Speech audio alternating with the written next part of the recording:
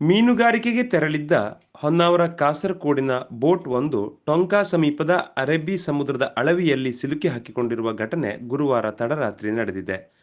ಕಾಸರಕೋಡ್ ಟೊಂಕಾದ ಅನ್ಸಾರ್ ಮಾಲೀಕತ್ವದ Arabian boat ಅಳವಿಯಲ್ಲಿ ಸಿಲುಕಿದ್ದು 30ಕ್ಕೂ ಹೆಚ್ಚು ಮೀನುಗಾರರು ಬೋಟ್ನಲ್ಲಿಯೇ ಇದ್ದರೂ ಬೋಟ್ ಅನ್ನು ಮೇಲಕ್ಕೆ ಎಳೆದು ತರುವ ಪ್ರಯತ್ನ ನಡೆಸಿದರೂ ಸಫಲವಾಗಿರಲಿಲ್ಲ. ದಿಕ್ಕು ತಪ್ಪಿದ ಬೋಟ್ ಬೆಳಿಗ್ಗೆ ಆಗುವುದರೊಳಗೆ ಮೇಲಕ್ಕೆ ಬಂದು ಬೇರೆಡೆ ನಿಂತುಕೊಂಡಿತ್ತು. ಬೇರೆ ಯಾವುದೇ ಬೋಟ್ ಅಥವಾ ದೋಣಿ ಹತ್ತಿರ ಹೋಗಲು ಸಾಧ್ಯವಾಗದೇ ಇರುವುದರಿಂದ ಮೀನುಗಾರರು ಬೋಟ್ನಲ್ಲಿಯೇ ಇರುವ ಪರಿಸ್ಥಿತಿ ಉಂಟಾಗಿತ್ತು.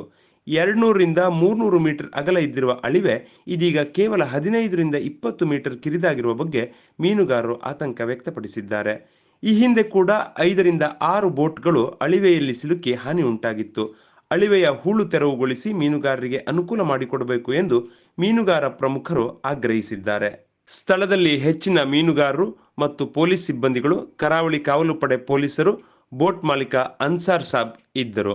ಇವರೆಲ್ಲರೂ ಘಟನೆ ನಡೆದ ಸ್ಥಳಕ್ಕೆ ಆಗಮಿಸಿ ಬೋಟ್ನಲ್ಲಿ ಇರುವ ಜನರನ್ನು ರಕ್ಷಿಸಿದ್ದಾರೆ.